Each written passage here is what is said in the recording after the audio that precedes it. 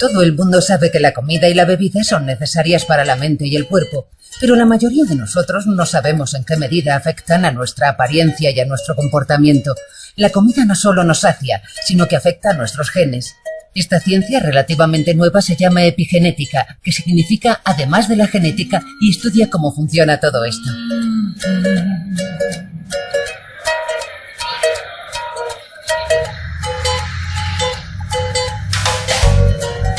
Anabel y Gemma Molero de Barcelona son gemelas idénticas.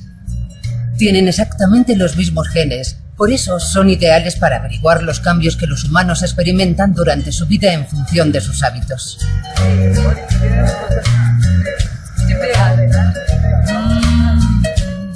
A la edad de 1 año seguían siendo prácticamente iguales. Siempre cuando éramos pequeñas hemos vivido juntas en casa de los padres, pero cuando acabamos la carrera fuimos a vivir a Inglaterra y yo estuve 1 año y ella estuvo solo 6 meses.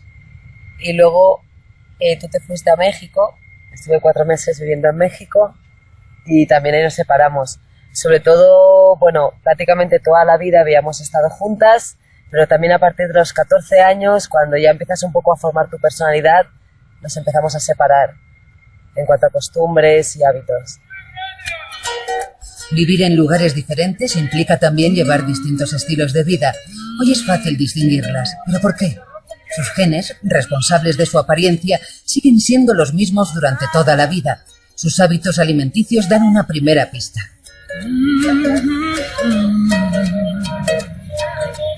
Mi alimentación realmente no está muy cuidada, no es muy saludable. Intento comer de todo, pero hay muchas cosas que no me gustan, muchas cosas que tengo alergia y no puedo comer. Entonces, sobre todo, como mucha pasta y como bastante carne. Lo que pasa es que yo hago bastante deporte, entonces intento cuidar mucho mi alimentación, como muchas verduras, muchas frutas. Creo que tengo una dieta bastante equilibrada. Además, a mí me gusta cocinar. Es evidente que la calidad y la cantidad de comida moldea el cuerpo, pero ¿en qué medida es permanente ese impacto en la persona y en sus genes? El doctor Manel Esteller trabaja en el Centro Nacional de Investigaciones Oncológicas de Madrid. Tiene su propia teoría sobre la causa de los cambios. Toma muestras de saliva que contienen el ADN de las jóvenes. Sus genes siguen siendo idénticos, pero algo ha cambiado.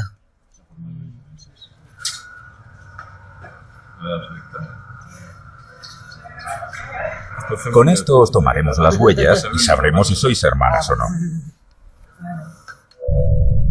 El núcleo contiene cromosomas. Están hechos de largas cadenas de ADN que contienen toda la información hereditaria, los genes. El ADN envuelve porciones de proteínas llamadas nucleosomas. Cuando los grupos metilos se posan sobre el ADN, los nucleosomas se unen. Esos segmentos de ADN metilados ya no pueden leerse. Los genes que los contienen se desactivan. En este caso hicimos una especie de doble estudio a ciegas. Por una parte respondieron a un cuestionario sobre su estilo de vida, qué tipo de alimentos consumían, si eran fumadoras o no. Al mismo tiempo teníamos los datos del ADN, teníamos el estado completo de metilación del ADN y cotejamos los datos de ambas y sorprendentemente, o no, encontramos que presentaban diferencias en la metilación del ADN por su diferente estilo de vida. La activación y desactivación de los genes explicaría por qué gemelos idénticos empiezan a ser diferentes en cuanto uno de ellos cambia el estilo de vida. Pero, ¿qué es lo que hace la metilación de ADN? ¿Qué ocurre cuando los genes se desactivan? Esteller ha examinado a cientos de gemelos en busca de respuestas. Uno de los casos más sorprendentes fue el de un par de hermanos gemelos que llevaban vidas muy diferentes. Uno padecía varias enfermedades y vivía en una gran ciudad, y el otro en un pueblo pequeño y estaba sano. Y para la epigenética eran como personas distintas, como si ya no fueran gemelos desde un punto de vista epigenético, aunque la genética era la misma, y ese fue uno de los casos más extremos que hemos estudiado. Para los científicos, el epigenoma es una especie de diagrama de circuito que muestra qué genes están activos y cuáles no. Él ha comparado esos diagramas en sus experimentos con gemelos. Aquí tenemos un estudio de gemelos y este ejemplo es de dos gemelos que tienen la misma enfermedad.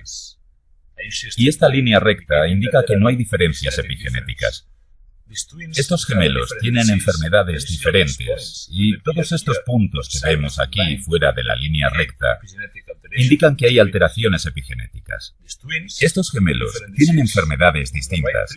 Con un tratamiento adecuado, todos los puntos negativos aparecen otra vez en una línea recta, lo que indica que la epigenética puede cambiarse con los medicamentos adecuados. ¿Qué causa los cambios epigenéticos? ¿Qué hace que nuestros genes se desactiven o empiecen a funcionar de repente? La causa principal pueden ser los alimentos de los que extraemos los componentes básicos que nuestro cuerpo necesita y también las bebidas o venenos como el alcohol. Incluso los materiales sintéticos que tocamos o el tabaquismo juegan un importante papel. Los rayos ultravioleta del sol y las hormonas del estrés tienen una influencia epigenética.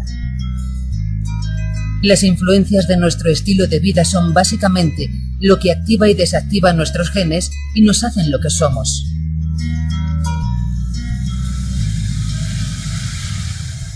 El papel crucial de la alimentación en todo esto está siendo investigado actualmente en Ámsterdam, Holanda, a través de uno de los capítulos más negros de la historia de la ciudad. En el invierno de 1944-45, las fuerzas alemanas de ocupación bloquearon el suministro de alimentos como castigo a los holandeses. De pronto se quedaron sin apenas comida. Murieron miles de personas.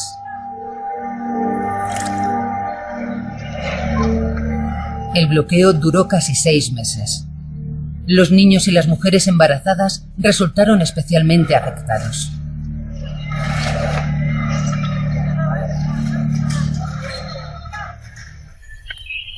La doctora Tessa Roseboom está examinando a las mujeres que estaban embarazadas en aquella época. Quiere investigar los efectos a largo plazo de su malnutrición. Lois Hoes es una de ellas. Cuando la joven anciana de 87 años sirve hoy la comida, es difícil imaginar qué era para ella esperar horas y horas para comer cuando estaba embarazada, hasta que empieza a relatarnos cómo fue el parto.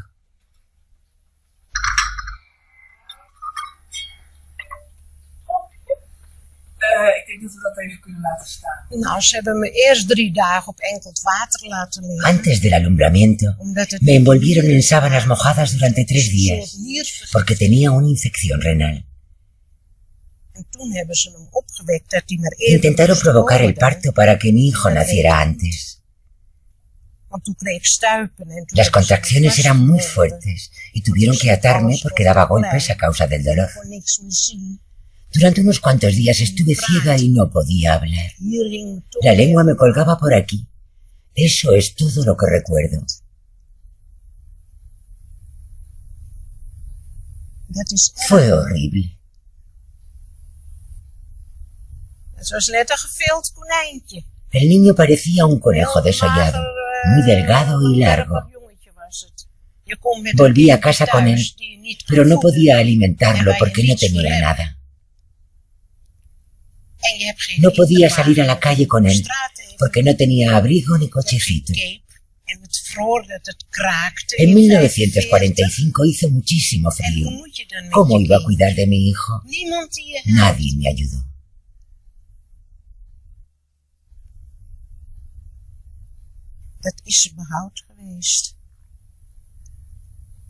Es terrible tener que desprenderte de tu propio hijo.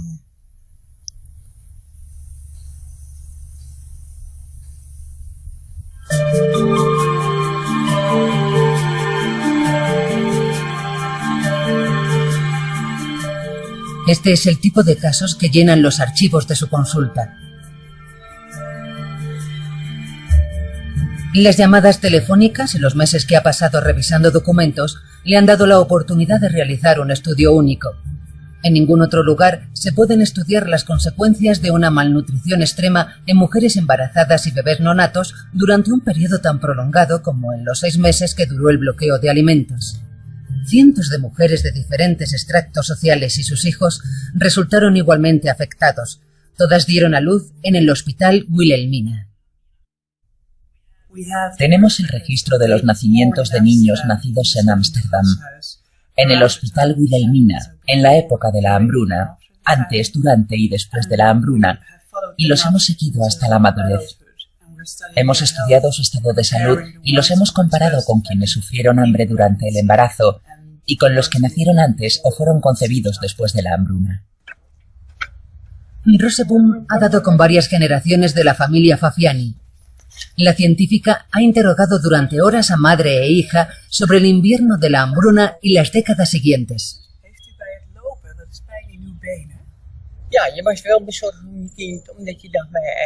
Sí, yo estaba muy preocupada por mi hija.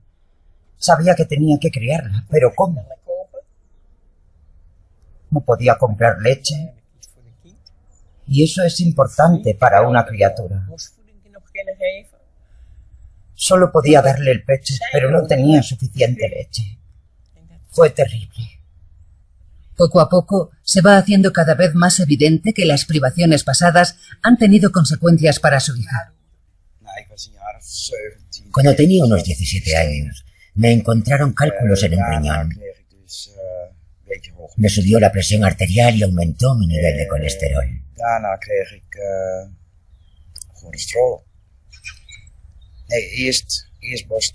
No, primero tuve cáncer de mama y luego me subió el colesterol.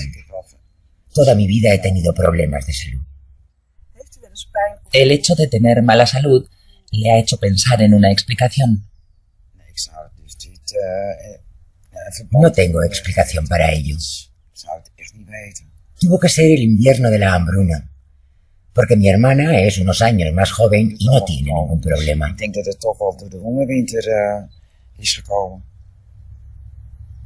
Ni mi hermano tampoco.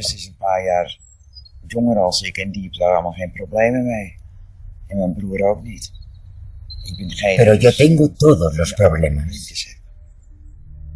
Evidentemente, algo en el demacrado cuerpo de las criaturas guardó información acerca de la mala alimentación para el resto de su vida.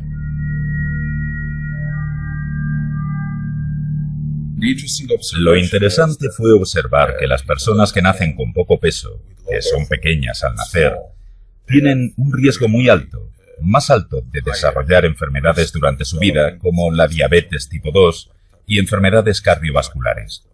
A esto lo llamamos enfermedades del adulto programadas por el medio ambiente.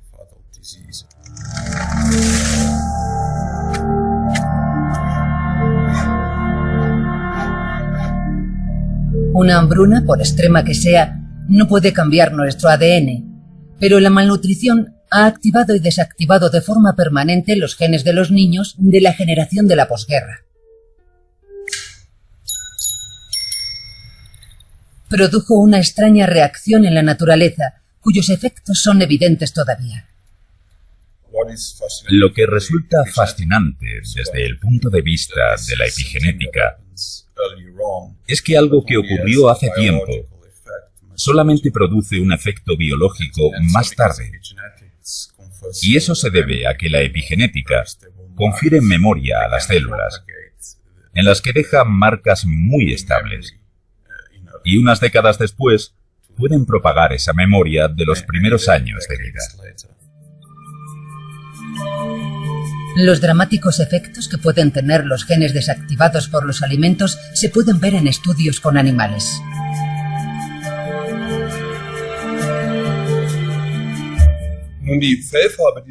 Estos animales son genéticamente idénticos, pero puedo cambiar el color de su piel si, por ejemplo, añado más productos de soja a su dieta. Las hormonas de la soja hacen que cambien los genes responsables del color, de la piel o del pelaje. ¿Pero pueden estos resultados en los ratones ser transferidos a los humanos? ¿Los alimentos que consumimos a diario pueden afectar en una medida semejante a nuestros genes?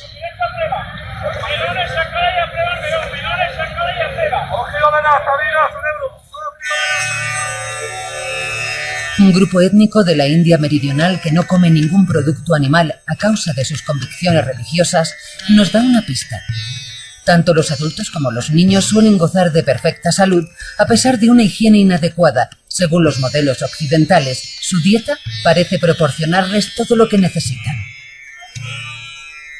Algunas de estas familias emigraron a Europa y continuaron comiendo de la misma forma que en su país, pero muchos de ellos se enfermaron enseguida.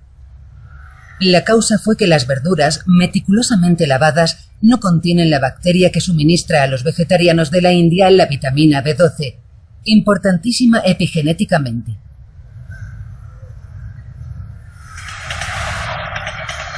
Otro fenómeno epigenético se descubrió en Japón y se conoce como la paradoja japonesa. A pesar de ser una sociedad industrializada y muy activa, el país tiene una incidencia más baja de cáncer que otros países similares. La solución al enigma era el té verde. Esta infusión está tan extendida en Japón que su consumo reduce muy significativamente la estadística de casos de cáncer. Si las hojas frescas de té se hierven en agua, se obtiene un producto químico único. Esa sustancia reactiva cierto gen que suele volverse inactivo con la edad.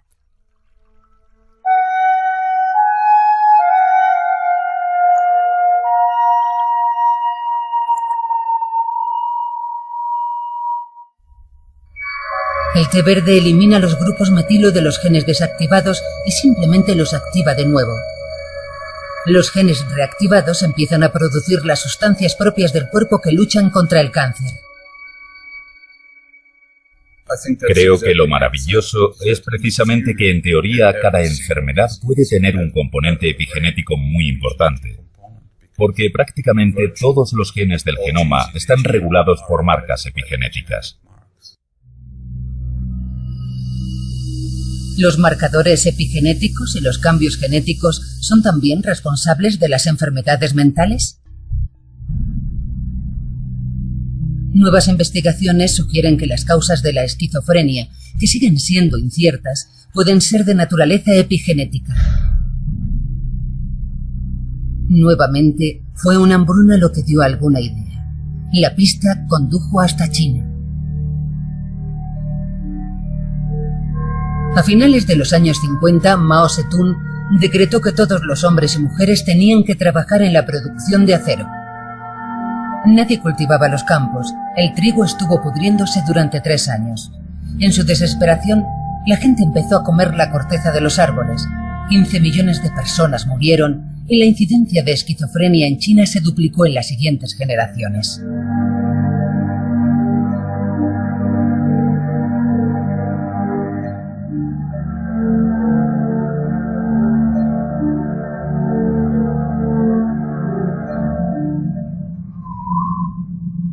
Esta situación concuerda con un estudio hecho en Dinamarca. Los niños nacidos durante los meses de verano sufren esquizofrenia con mucha menos frecuencia que los nacidos en invierno, porque la calidad de la comida es peor en invierno. Se necesitan alimentos con un alto contenido de grupos metilo. Pueden ser folatos, que contienen las berenjenas y las judías, por ejemplo. Si como esos alimentos, las enzimas que pueden liberar metil permanecen activas. Conocemos la conexión entre la metilación y la actividad genética. Incluso podemos llegar a decir que por medio de los alimentos que consumimos podemos regular en gran medida la actividad enzimática o incluso anular o activar ciertos genes.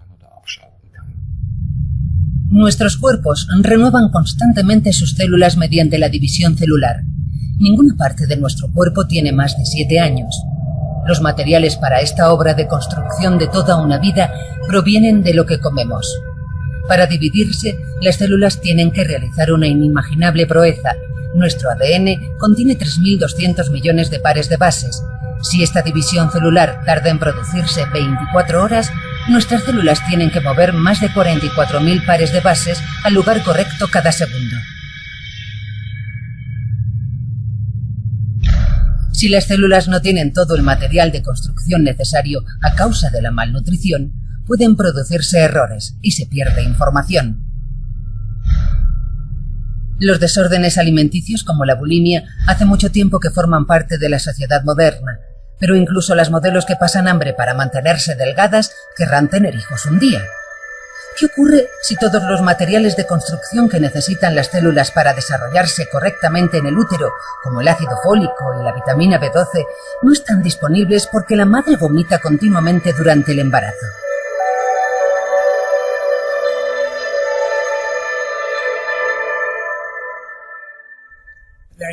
Muchas mujeres vomitan al principio del embarazo y siempre hemos pensado que no era un problema importante porque desaparece a las pocas semanas o meses.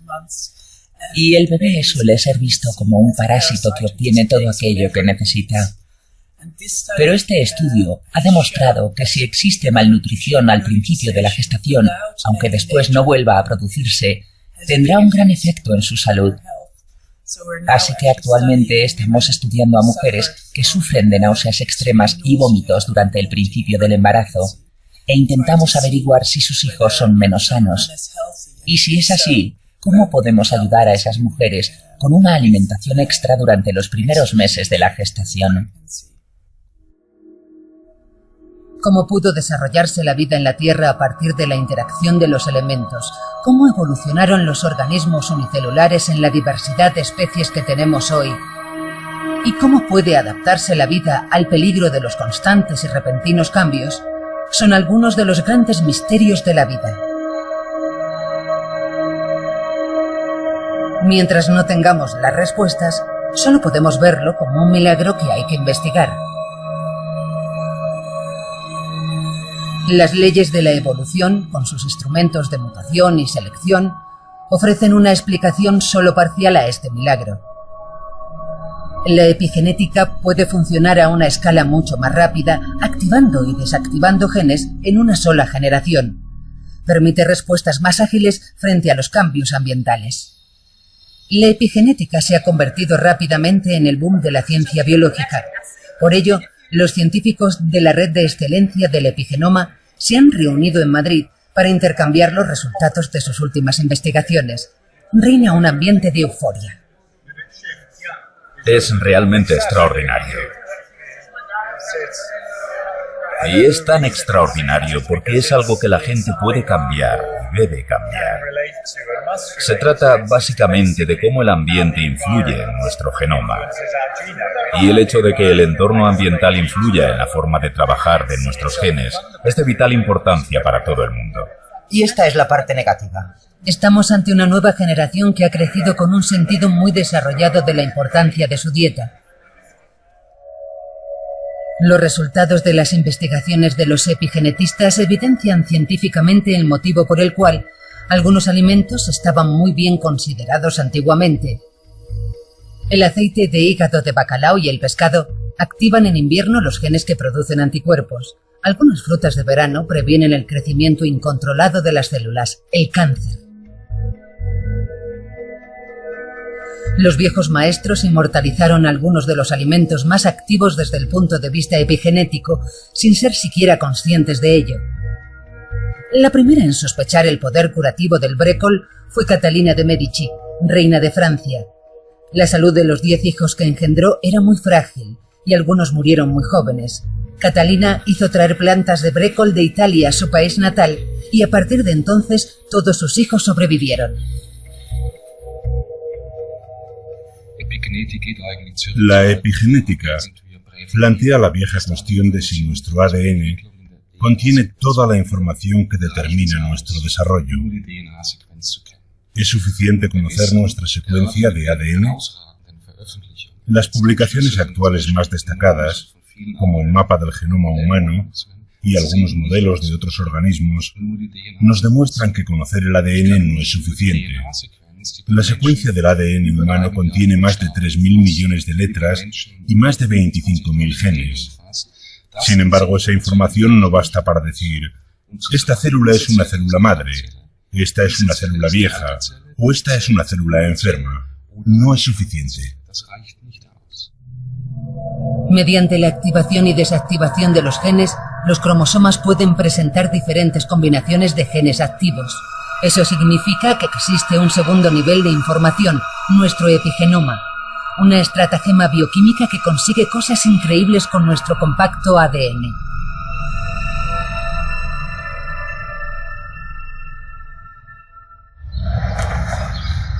Recientemente se ha hecho un sensacional descubrimiento en Suiza que podría tener repercusiones inimaginables en la investigación.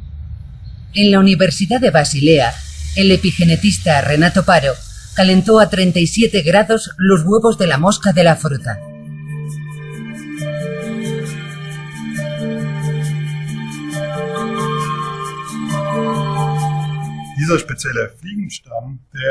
Estas moscas cambian el color de sus ojos de blanco a rojo cuando aumenta la temperatura. Si exponemos los embriones al calor, las moscas nacen con los ojos rojos. Sin embargo, el verdadero y sensacional hallazgo de Paro y sus colegas se produjo cuando inspeccionaron el color de los ojos de las crías de dichas moscas. Había ocurrido algo que supuestamente no debía ocurrir.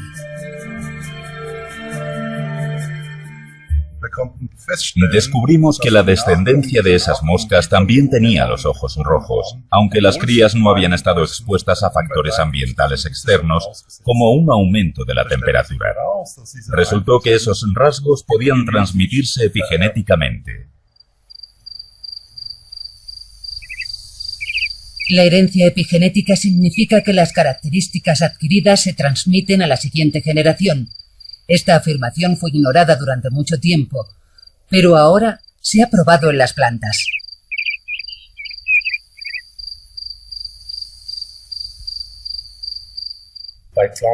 Tenemos varios ejemplos en plantas en los que las características epigenéticas se han transmitido a las generaciones siguientes. Hay variaciones de color que han pasado a las semillas y a los pétalos debido a los cambios epigenéticos. Creo que la epigenética permite reacciones rápidas y si los cambios son beneficiosos para las plantas, pueden ser transmitidos. Se han descrito un buen número de procesos epigenéticos en las plantas y estamos averiguando que los mismos mecanismos funcionan en animales. La impronta genómica fue descrita en plantas a principios de la década de 1970 y 10 años después fue hallada en ratones. Las características adquiridas pueden, por lo tanto, transmitirse, una afirmación que fue considerada un disparate durante mucho tiempo. ¿Funciona también en los seres humanos? Creo que hay pruebas fehacientes de que existe la herencia epigenética, especialmente en respuesta a las señales ambientales. Los resultados del estudio de la doctora holandesa Tessa Rosseboom sobre el invierno de la hambruna en Holanda confirman la herencia epigenética.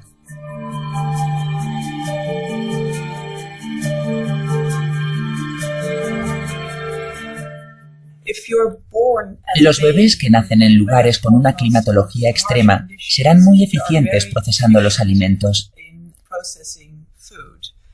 Y si siguen una dieta típicamente occidental, al ser tan eficientes, almacenan una gran cantidad de grasas en los tejidos y también en las arterias. Y cada vez son más propensos a sufrir ataques cardíacos, por ejemplo. La doctora Rosseboom ha examinado las pruebas realizadas a voluntarios en busca de cambios epigenéticos heredados. Mi hija sufre a menudo infecciones en la vejiga. No sé si tiene que ver con el invierno de la hambruna.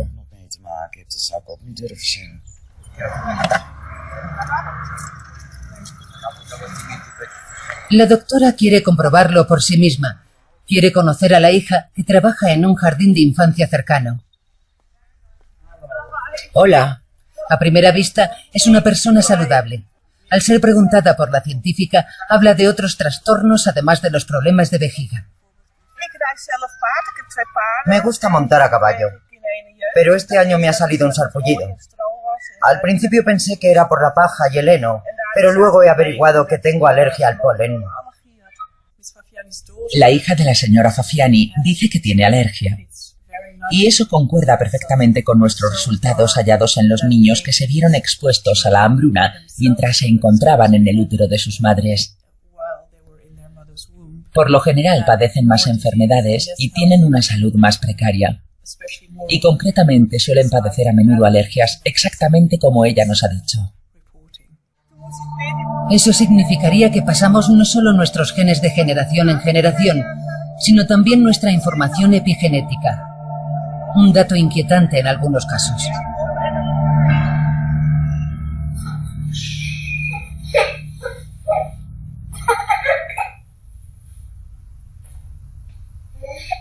Los bebés que están en el útero y los recién nacidos se ven afectados por la alimentación que reciben. Lo que comen en los primeros meses de vida programa sus cuerpos para el resto de su existencia.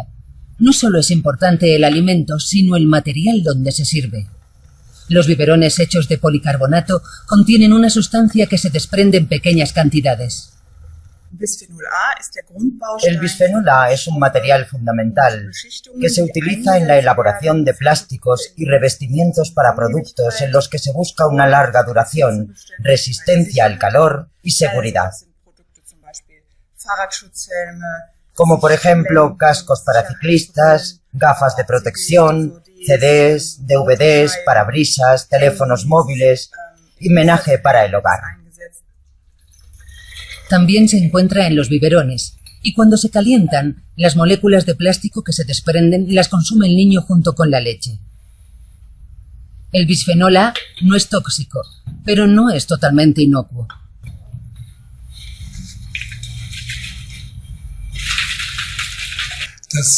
El Instituto de Evaluación de Riesgos de Alemania Federal lleva mucho tiempo estudiando el bisfenol A, ya que es un producto muy importante de la industria química.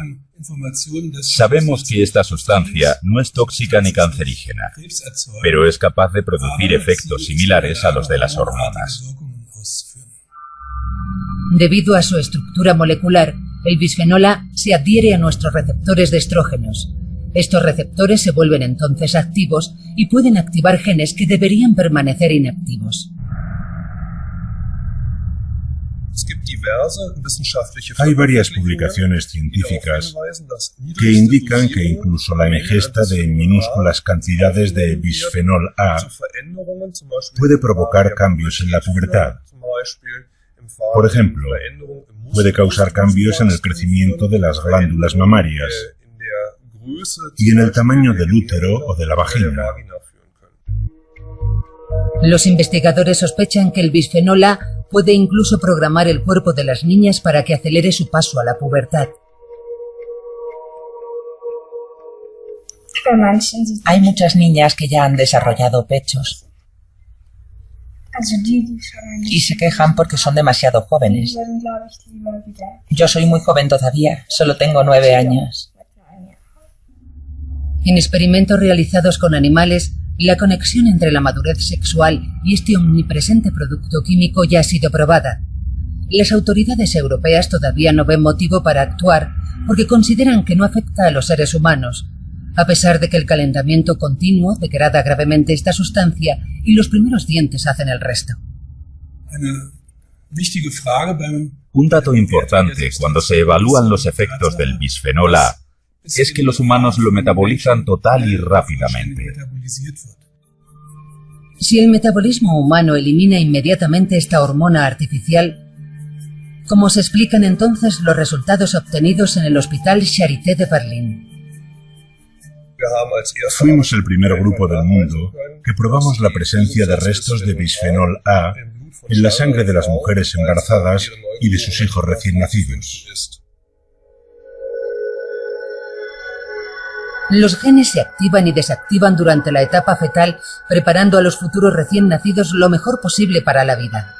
Algunos de los genes activados permanecen activos durante varias generaciones. ¿Estamos manipulando los genes de nuestros nietos sin ni siquiera saberlo? La hormona artificial bisfenol A no solo se encuentra en los biberones. La mayoría de latas de conserva están recubiertas con bisfenol A, y después de llenarlas, se someten a un breve proceso de calentamiento. Según los investigadores, la tendencia a la obesidad también puede ser debida a esta sustancia, ya que en experimentos con animales ha quedado demostrado que tiene consecuencias en las ratas.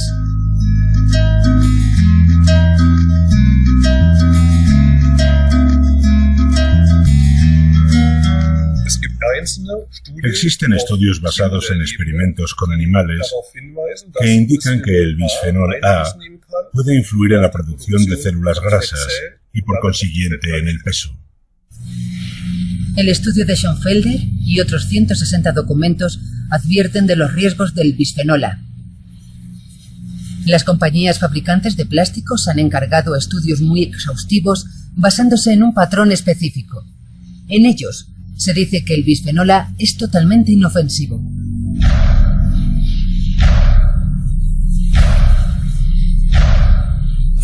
Todos los estudios realizados utilizando este patrón demuestran sin lugar a dudas que esta sustancia es totalmente inocua. No hay motivos para cuestionar el uso del bisfenol A en sus actuales aplicaciones. Los productos son buenos y seguros. Otros países no creen que este material sea tan inofensivo. Canadá ha publicado un informe que dice que los plásticos que contienen bisfenol A deberían ser eliminados de las áreas en las que puedan afectar a mujeres embarazadas y a recién nacidos. Yo comparto esa decisión. Los padres que no quieren correr riesgos ya utilizan productos plásticos libres de bisfenol A o biberones de vidrio, particularmente en Estados Unidos y en Japón. Todo lo que debe haber en los biberones de los bebés es leche y no estrógenos sintéticos.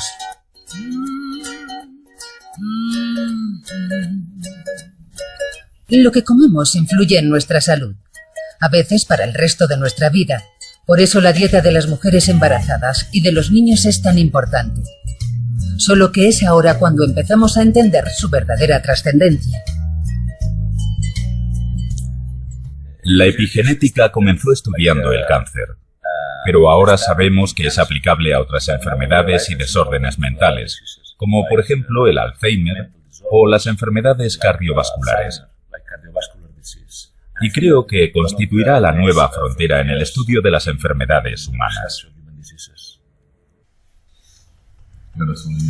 Nuestro tracto digestivo es una zona que suele verse afectada por tumores cancerosos. En Berlín, los epigenetistas han aunado fuerzas con los médicos para que esta joven ciencia pueda estar al servicio de la prevención del cáncer lo antes posible.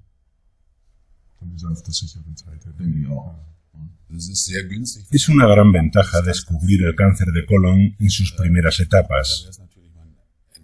Naturalmente es mejor descubrir el problema antes de que se convierta en canceroso y así poder prevenir el cáncer. Si se diagnostica a tiempo, los pacientes tienen muchas posibilidades de recuperación. En caso contrario, la situación deviene mucho más grave. Para prevenir estados irreversibles, se ha desarrollado un nuevo procedimiento en Berlín. Basta con un análisis de sangre convencional. El ADN de los pacientes se extrae entonces del plasma sanguíneo.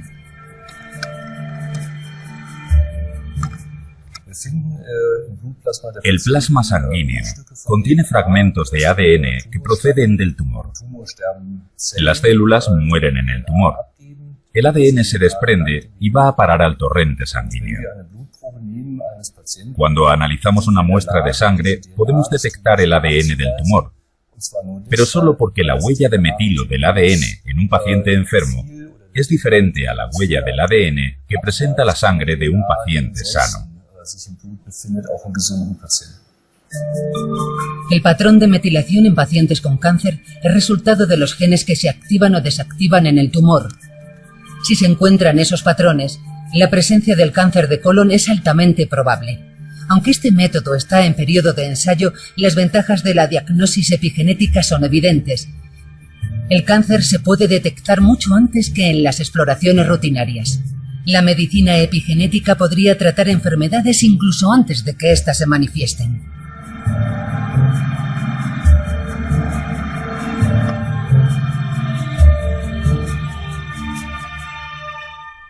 Una dieta adecuada puede prevenir lo peor.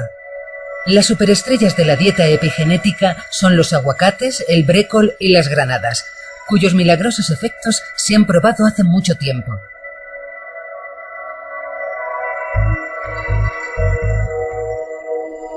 La lechuga, los cereales y las verduras de hoja verde son fuentes importantes de ácido fólico, una sustancia que juega un papel crucial en la metilación de los genes.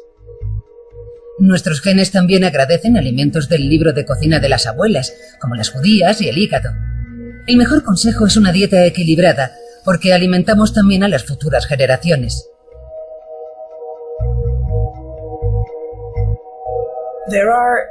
Hay alimentos especialmente indicados por su relevancia durante el embarazo.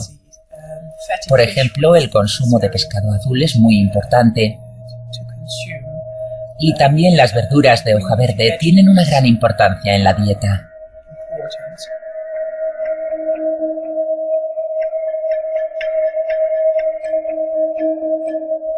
No podemos culpar totalmente a nuestros genes de nuestro comportamiento o de nuestras enfermedades. Nosotros también tenemos cierta responsabilidad. Podemos cambiar cómo se manifiestan esos genes gracias a la epigenética. Y eso está relacionado con nuestra conducta y la forma en que nos exponemos a los diferentes carcinógenos o a las diferentes sustancias ambientales.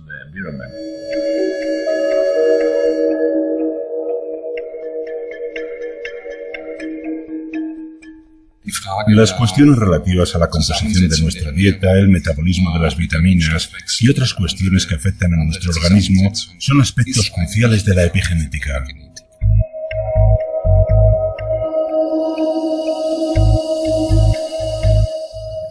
En el futuro seremos capaces de entender bien su funcionamiento y sabiendo cómo funciona, podremos prevenir muchas enfermedades.